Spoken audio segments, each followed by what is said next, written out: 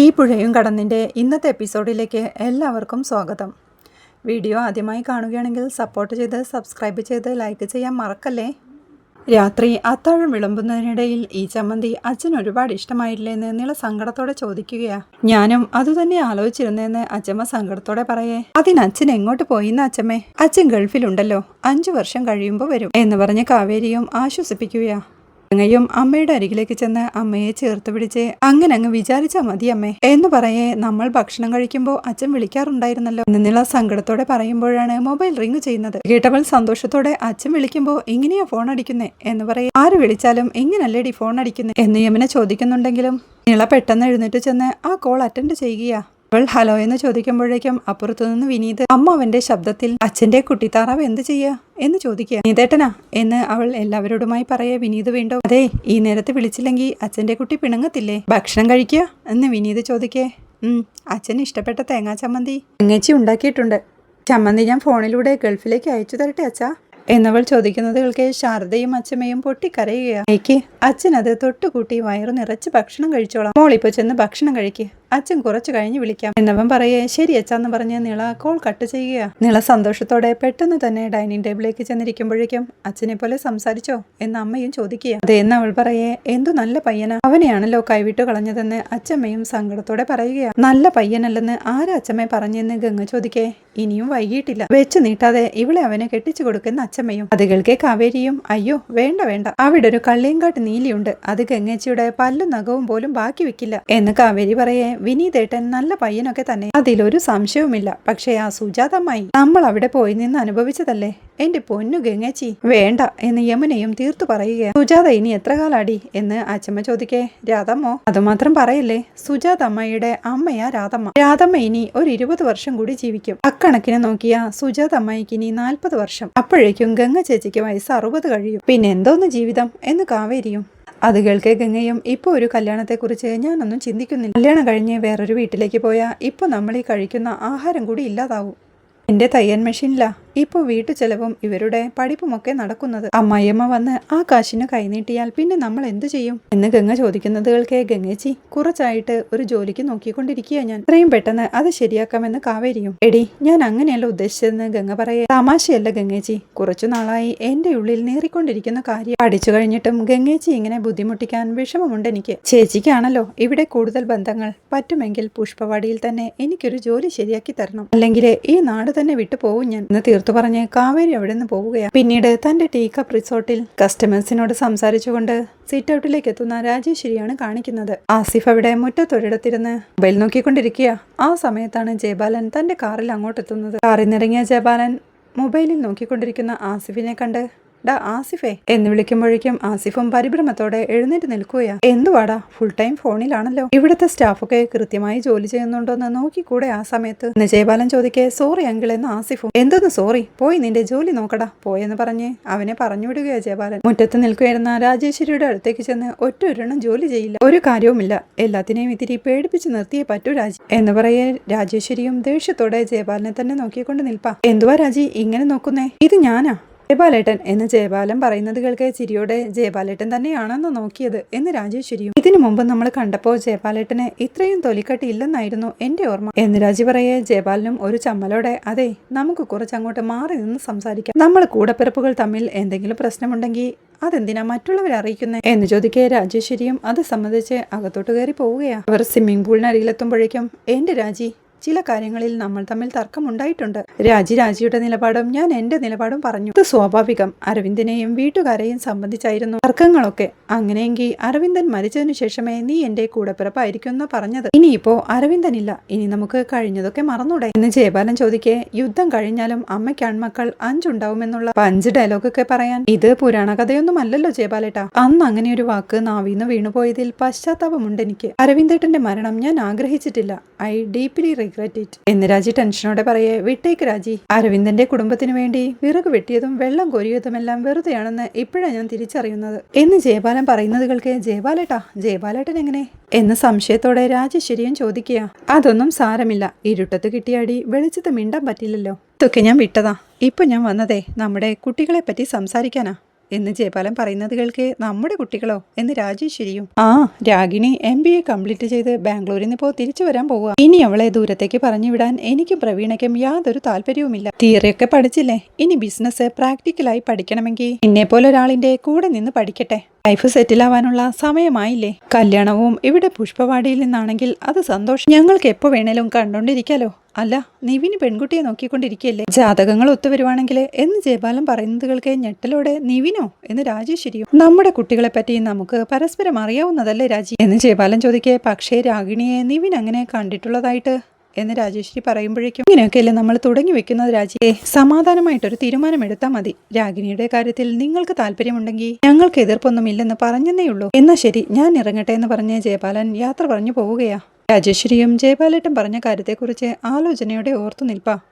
അവിടെ തൻ്റെ തയ്യൽക്കടയിൽ ജോലിയിലായിരുന്നു വിനീതും സലീമിക്കയും. വിനീത് സലീമിക്കയോടെ പറയുന്നുണ്ട്, സലീമിക്ക കടയിൽ പോയി കുറച്ച് സാധനങ്ങൾ വാങ്ങിക്കണമെന്ന്. എന്തൊക്കെയാ വിനീത് എന്ന് ചോദിക്കേ.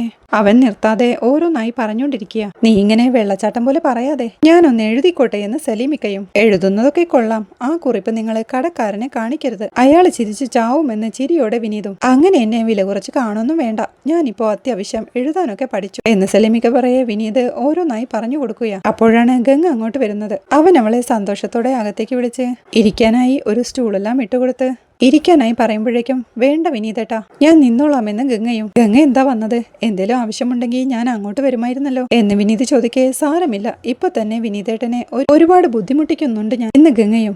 ഏയ്, എന്ത് ബുദ്ധിമുട്ട് എന്ന് വിനീത് പറയേ. ഒന്നുകൂടി ബുദ്ധിമുട്ടിക്കാൻ വേണ്ടിയാ ഞാൻ വന്നതെന്ന് ഗംഗയും. ഗംഗ പറഞ്ഞു എന്ന് വിനീത് പറയേ. അവൾ തന്റെ പേഴ്സിൽ നിന്നൊരു ലിസ്റ്റ് എടുത്തുകൊണ്ട് ഈ സാധനങ്ങളൊക്കെ ഒന്ന് വാങ്ങിത്തരാവോ, ഇവിടത്തേക്ക് സാധനങ്ങൾ എടുക്കാൻ പോകുമ്പോൾ വാങ്ങിച്ചാൽ മതി, കുറച്ച് ലൈനിങ്ങും ഹൂക്കും ഒക്കെയാ എന്ന് പറഞ്ഞ് അവൾ ആ ലിസ്റ്റും കൂടെ ക്യാഷും നീട്ടുമ്പോഴേക്കും അതിനെന്താ വാങ്ങിക്കാലോ, സലീമിക്ക് ഇപ്പോൾ കടയിൽ പോവാനിരിക്കുക എന്ന് പറഞ്ഞ് അവൻ ആ ലിസ്റ്റ് മാത്രം വലിച്ചെടുക്കുകയാ.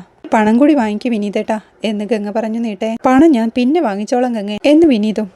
വിനീതേട്ടൻ പറഞ്ഞു വിടുന്ന കസ്റ്റമേഴ്സൊക്കെ ഉള്ളതുകൊണ്ട് അത്യാവശ്യം പണമൊക്കെ ഉണ്ട്, ഇത് വാങ്ങിക്കണം, ഇല്ലെങ്കിൽ ഇനിയൊന്നും വാങ്ങാൻ പറഞ്ഞു വരില്ല ഞാൻ എന്ന് ഗംഗയും. വിനീത് അത് വാങ്ങിച്ച് കടമൊന്നും വെക്കുന്നില്ലല്ലേ എന്ന് ചോദിക്കേ. വിനീതേട്ടൻ അങ്ങനെ കരുതല്ലേ, ഇപ്പോൾ ഞങ്ങൾ 5-6 പേരുടെ ജീവൻ നിലനിൽക്കുന്നത് തന്നെ വിനീതേട്ടന്റെ സഹായത്തിലാണ്. ഇടയ്ക്ക് സ്വന്തമാക്കിയെങ്കിലും വായു ഭക്ഷിച്ച് ജീവിക്കാൻ പറ്റില്ലല്ലോ. പിന്നെ യമുനയുടെയും നിളയുടെയും പഠിപ്പ് ഓരോ ദിവസവും മുന്നോട്ട് പോകണ്ടേ. വിനീതേട്ടൻ പണം വാങ്ങിയില്ലെങ്കിൽ അധ്വാനിച്ച് ജീവിക്കുന്നതിന്റെ ഒരു സുഖം നഷ്ടപ്പെടും, അതുകൊണ്ടാ പിന്നെ എന്ന് പറഞ്ഞവൾ ഒന്നും മിണ്ടാതെ നിൽക്കേ. എന്താ ഗംഗ പറഞ്ഞു എന്ന് വിനീത്. കാവേരിക്ക് എവിടെയെങ്കിലും ഒരു ജോലി സംഘടിപ്പിക്കാൻ വിനീതേട്ടൻ വിചാരിച്ചാൽ പറ്റുമോ എന്നവൾ ചോദിക്കേ. ഇതെന്താ പെട്ടെന്ന് എന്ന് നിവിനും. പെട്ടെന്നല്ല, അച്ഛനുണ്ടായിരുന്നെങ്കിലും പഠിപ്പ് കഴിഞ്ഞ് അവൾ ജോലിക്ക് പോകുമായിരുന്നല്ലോ. ഇത്രയും പഠിച്ചിട്ടും കുടുംബം നോക്കാൻ ഒന്നും ചെയ്യാൻ പറ്റുന്നില്ലെന്ന് അവൾക്ക് സങ്കടമുണ്ട്, അത് ഇടയ്ക്കിടയ്ക്ക് പറയുകയും ചെയ്യും എന്ന് ഗംഗ പറയെ. കാവേരിയുടെ പഠിപ്പിന് പറ്റിയ ജോലി എന്ന് പറഞ്ഞ് വിനീത് ആലോചനയോടെ നിൽപ്പാ. അങ്ങനെയൊന്നും നോക്കുന്നില്ലെന്ന് അവൾ പറഞ്ഞത്. അവള് പലരെയും വിളിച്ച് ജോലി അന്വേഷിക്കുന്നുണ്ട്. പുഷ്പവാടിയിലെ വിനീതേട്ടനും കൂടി അറിയാവുന്ന ഏതെങ്കിലും ഒരു സ്ഥലത്താണെങ്കിൽ ഞങ്ങൾക്കൊരു സമാധാനമുണ്ട്, ഇപ്പൊ വിശ്വസിക്കാൻ വേറെ ആരുമില്ലല്ലോ എന്ന് ഗംഗ പറയുന്നത് കേൾക്കേ. വിനീതും ഒരു നിമിഷം അവളുടെ കണ്ണുകളിലേക്ക് തന്നെ നോക്കി നിൽപ്പാ. അത് കാണേ ഗംഗയും തല കുനിക്കുമ്പോഴേക്കും ഞാൻ നോക്കാം ഗംഗേ എന്ന് വിനീതും സമ്മതിക്കുക. യാത്ര പറഞ്ഞ് ഇറങ്ങുമ്പോഴേക്കും ഇവരിലേക്ക് നോക്കുന്ന അവൾ കാണുന്നത് ലേഡീസ് ഐറ്റംസ് തയ്ക്കുന്നതിന് സമീപിക്കുക ഗംഗ എന്ന് ആ ചുവരിൽ എഴുതി വെച്ചിരിക്കുന്നതാ. ഒരു നിമിഷം വിനീതിനെ ഒന്ന് ടെൻഷനോടെ നോക്കിക്കൊണ്ട് അവൾ അവിടെ നിന്ന് ഇറങ്ങി പോവുകയാ. വിനീത് അവൾ പോകുന്നതും നോക്കി നിൽക്കെ സാലിമിക്കയും അവന്റെ അടുത്തേക്ക് വന്ന് എങ്ങനെ കഴിഞ്ഞിരുന്ന കുട്ടികളാ അല്ലേ വിനീത് എന്ന് ചോദിക്കുകയാ. അവിടെ റിസോർട്ടിലെ ഓഫീസിലിരുന്ന് ജോലി ചെയ്യുകയായിരുന്ന ആസിഫിന്റെ അടുത്തേക്ക് രാജേശ്വരി എത്തി. ആസിഫെ, മാർക്കറ്റിൽ പോകാൻ പറഞ്ഞിട്ട് എത്ര നേരമായി എന്ന് ചോദിക്കേ.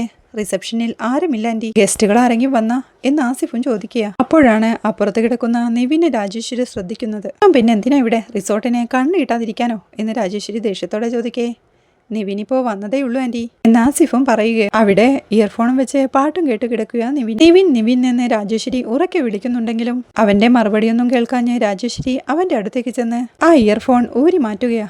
നിവിനും ഞെട്ടലോടെ എഴുന്നേറ്റ് എന്താ അമ്മ എന്ന് ചോദിക്കേ. എന്താന്നോ, നീ ഇവിടെ നടക്കുന്നത് വല്ലതും അറിയുന്നുണ്ടോ എന്ന് ചോദിക്കേ. എന്ത് നടന്നുവെന്ന് നിവിനും. രാജേശ്വരി അപ്പോഴേക്കും ആസിഫിനോടായി ആസി നീ എവിടെ നിന്ന് എഴുന്നേറ്റ് മാറ് എന്ന് പറയേ. ആസിഫ് എവിടെ നിന്ന് എണീക്കുക.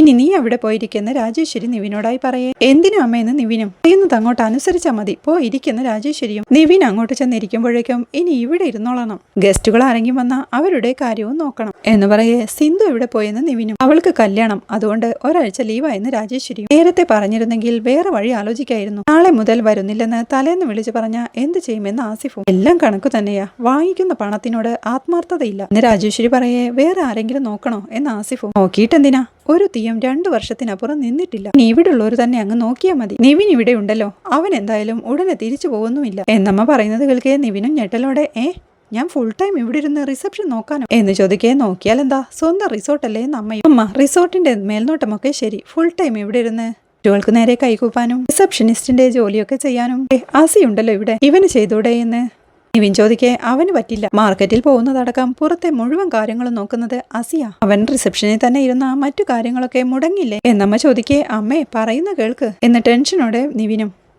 നിവിൻ പറയുന്നതിലും കാര്യമുണ്ട് ആന്റി, ഒരു പെണ്ണ് ഇവിടെ ഇരിക്കുന്നതാ, അതിന്റെ ഒരു അഴകെന്ന് ആസിഫും. അവനെ ദേഷ്യത്തോടെ നോക്കിക്കൊണ്ട് ഇത്രയും അഴകൊക്കെ മതി എന്ന് രാജേശ്വരിയും. അപ്പോഴാണ് നിവിന്റെ മൊബൈൽ റിങ് ചെയ്യുന്നത്.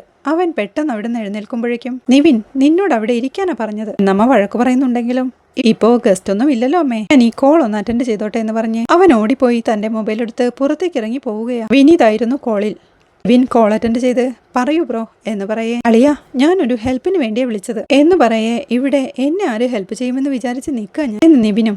എന്തു പറ്റി അളിയാന്ന് വിനീത് ചോദിക്കേ. ഓ, അതൊരു തുടർക്കഥയാ, ആദ്യം ബ്രോയുടെ പ്രശ്നം പറയുന്ന നിവിൻ. അരവിന്ദൻ അമ്മാവന്റെ 2ാമത്തെ മോളിലെ കാവേരി എന്ന് വിനീത് പറയുന്നത് കേൾക്കെ സന്തോഷത്തോടെ അറിയാം എന്ന് നിവിനും. അവൾക്ക് വേണ്ടിയ അളിയ എന്ന് വിനീത് പറയുന്നത് കേൾക്കെ. എടാ, ഇത് നേരത്തെ പറയണ്ടേ എന്ന് നിവിനും. നേരത്തെ പറഞ്ഞാൽ എന്താ എന്ന് വിനീത് ചോദിക്കേ. അല്ല, അമ്മാവന്റെ മരണത്തോടെ ആ കുടുംബം അനാഥമായില്ലേ, അവരെ കഴിയുന്നതും സഹായിക്കേണ്ടത് നമ്മുടെ ബാധ്യതയല്ലേ എന്ന് നിവിൻ ചോദിക്കേ. അത് തന്നെ അളിയ പ്രശ്നം, വീട് അവര് തിരിച്ചു പിടിച്ചു എന്നുള്ളത് ശരിയാ, പക്ഷേ ജീവിക്കാൻ ഒരു വരുമാനം വേണ്ടേ. 2 കുട്ടികൾ പഠിക്കുന്നു, ഗംഗ തയ്ച്ചു കിട്ടുന്ന കാശുകൊണ്ടാ വീട് നടന്നു പോകുന്നത്. അതുമാത്രം പോരല്ലോ അളിയ, കുട്ടികളുടെ പഠിപ്പടക്കം പല കാര്യങ്ങളുമുണ്ട് എന്ന് വിനീത് പറയേ. നമ്മൾ എന്തെങ്കിലും ഹെൽപ്പ് ചെയ്യാമെന്ന് വിചാരിച്ചു അവരത് സ്വീകരിക്കില്ലല്ലോ ബ്രോ എന്ന് നിവിനും. അല്ല, അങ്ങനെയുള്ള ഹെൽപ്പല്ല അവരിപ്പോ ഉദ്ദേശിക്കുന്നത്, അവർക്ക് എന്തെങ്കിലും ഒരു ജോലി ശരിയാക്കി കൊടുത്താല് അത് അവർക്ക് വലിയൊരു കച്ചിത്തുരുമ്പാവും എന്ന് വിനീത് പറയേ. എന്ത് ജോലി എന്ന് നിവിനും. എന്ത് ജോലി ആയാലും കുഴപ്പമില്ല, ഒരു വരുമാനം അത്രയേ വേണ്ടൂ എന്ന് വിനീത് പറയുമ്പോഴേക്കും നിവിൻ ഇവിടെ വന്നിരുന്ന് ജോലി ചെയ്യാനെന്ന് രാജേശ്വരി അവിടുന്ന് ഉറക്കെ വിളിച്ചു പറയുക. വരുന്നമ്മ എന്ന് നിവിൻ ദേഷ്യത്തോടെ വിളിച്ചു പറയുമ്പോഴേക്കും അളിയ, നീ തിരക്കിലാണോ എന്ന് വിനീതും. ഞാനിവിടെ ഒരു ജോലി എന്ന് പറഞ്ഞു തുടങ്ങി നിവിൻ നിർത്തുമ്പോഴാണ് എന്താ അളിയ, അവിടെ ജോലിയുണ്ടോ എന്ന് വിനീത് ചോദിക്കുന്നത്. അത് കേൾക്കെ നിവിനും ഉണ്ട്. എടാ, നീ ഒരു കാര്യം ചെയ്യേ, കാവേരി വിളിച്ച് ജോലി റെഡിയായെന്ന് പറ, ഞാൻ എങ്ങോട്ട് എത്തിക്കോളാം. നിവിൻ സന്തോഷത്തോടെ പറയുന്ന കേൾക്കെ. എടാ, എന്ത് ജോലി അളിയ എന്ന് വിനീതു. അളിയ, അതൊക്കെ നേരിട്ട് കാണുമ്പോ പറയാം, നീ ഇപ്പോ ഫോൺ വെച്ചോ എന്ന് നിവിൻ പറയേ. അല്ല, അപ്പോ നിന്റെ പ്രശ്നമോ എന്ന് വിനീതും. രണ്ടും ഒന്നിച്ച് സോൾവ് ആയി ബ്രോ എന്ന് നിവിൻ പറയുന്നത് കേൾക്കെ വിനീതും കോൾ വെക്കുകയാണ്. അവിടെ ആസിഫും ലേഡി സ്റ്റാഫിനെ വെക്കുന്ന കാര്യം രാജേശ്വരിയോട് സംസാരിച്ചോണ്ട് നിൽക്കുക. ആന്റി, ഞാൻ പറഞ്ഞ കാര്യം എന്ന് ആസിഫ് ചോദിക്കേ. അതൊന്നും വേണ്ട, കല്യാണം കഴിയാത്തോളുമാരെ വെച്ച കല്യാണത്തോടെ ജോലി മതിയാക്കും. ഇനി കല്യാണം കഴിഞ്ഞോളുമാരാണെങ്കിലോ 5 മണിയാവുമ്പോഴേ വീട്ടിൽ പോണം എന്ന് അമ്മ പറയുന്നതും കേട്ട് അങ്ങോട്ടെത്തിയ നിവിനും. അമ്മേ, ഈ കണ്ടീഷനൊന്നും ഇല്ലാത്തൊരാളെ ഞാൻ സംഘടിപ്പിച്ചു തരാം എന്ന് പറയുന്നുണ്ട്, നീ എവിടെ പോയി സംഘടിപ്പിക്കാൻ എന്ന് രാജേശ്വരി ചോദിക്കേ. അതൊന്നും അമ്മ അറിയണ്ട, സുന്ദരി, സൽ സ്വഭാവി, വിദ്യാസമ്പന്ന, തറവാടി എന്ന് നിവിൻ പറഞ്ഞു നിർത്തുമ്പോഴേക്കും വെളുത്ത നിറം, രേവതി നക്ഷത്രം, ഇതെന്തുവാടാ കല്യാണമോ എന്ന് ആസിഫും. രണ്ടും ഒന്നു തന്നെയാണടാ എന്ന് നിവിൻ ആസിഫിനോട് സ്വകാര്യമായി പറയുമ്പോഴേക്കും എന്തുവാടാ അവിടെ എന്ന് രാജേശ്വരിയും. നിവിൻ നോക്കിയാൽ നല്ല ബെസ്റ്റ് ആളെ തന്നെ കിട്ടുമെന്ന് പറയുമായിരുന്നു എന്ന് ആസിഫ് പറയേ. അമ്മേ, ഞാൻ ആളെ കൊണ്ടുവരട്ടെ എന്ന് നിവിനും. കൊണ്ടുവരുന്നതൊക്കെ കൊള്ളാം, പക്ഷേ ആള് നിന്നെ പോലെ ആവരുതെന്ന് രാജേശ്വരിയും. എന്താ ഇത്രയും ഗ്ലാമർ വേണ്ട എന്ന് നിവിൻ ചോദിക്കേ. ഗ്ലാമറൊക്കെ ഇരുന്നോട്ടെ, പക്ഷേ ഉത്തരവാദിത്തം വേണമെന്ന് രാജേശ്വരിയും. കറക്റ്റ് എന്ന് ആസിഫ് പറയേ. നീ ആദ്യം മാർക്കറ്റിൽ പോയി കറക്റ്റ് ചെയ്യുന്ന പറഞ്ഞ് രാജേശ്വരി അവിടെ നിന്ന് പോവുകയാണ്. ആസിഫും നിവിനോടായി. നിവിനെ, കാര്യങ്ങളുടെ പോക്ക് എങ്ങോട്ടാണെന്ന് എനിക്ക് പിടികിട്ടി, അതിനാണോ നീ കൈയും കാലും ഒക്കെ പിടിച്ചതെന്ന് ആസിഫും ചോദിക്കുക. നീ കാല് വരാതിരുന്നാൽ മതിയെന്ന് നിവിൻ പറയേ. അസി, നീ മാർക്കറ്റിൽ പോയെന്ന് രാജേശ്വരി വിളിച്ചു പറയുകയാണ്. ആസിഫ് മാർക്കറ്റിലേക്ക് ഓടുമ്പോഴേക്കും സന്തോഷത്തോടെ നിൽക്കുകയായിരുന്ന നിവിനും കാവേരി. ആദ്യം നീ എൻ്റെ ഹൃദയവാതിൽ തുറന്നകത്തു കയറി, ഇനി നീ റിസോർട്ടിലേക്ക് വാ, പിന്നെ എൻ്റെ വീടിൻ്റെ പൂമുഖത്തെ നിലവിളക്ക് തെളിയിക്കാനാവും എന്ന് പറഞ്ഞ് ചിരിയോടെ നിൽക്കുന്ന നിവിനെ കാണിക്കുന്നിടത്താണ് ഈ എപ്പിസോഡ് അവസാനിക്കുന്നത്. റിസോർട്ടിലേക്ക് വരാൻ പോകുന്നത് കാവേരിയാണെന്നറിഞ്ഞ് രാജേശ്വരി നിവിനെ എതിർക്കുന്നതും റിസോർട്ടിലെ ആ ജോലി വേണ്ടെന്ന് പറഞ്ഞ് ശാരദ മകളെ വിലക്കുന്നതും ഒടുവിൽ ജയപാലിനെ വിളിച്ച് ഇക്കാര്യം അറിയിക്കുന്നതും ജയപാലൻ സമ്മതം മൂളുന്നതോടെ ശാരദയും കാവേരിയെ ജോലിക്ക് പോവാൻ സമ്മതിക്കുന്നതുമാണ് നാളത്തെ എപ്പിസോഡിലെ വിശേഷങ്ങൾ. വീഡിയോ ഇഷ്ടമായാൽ സപ്പോർട്ട് ചെയ്ത് സബ്സ്ക്രൈബ് ചെയ്ത് ലൈക്ക് ചെയ്യാൻ മറക്കല്ലേ.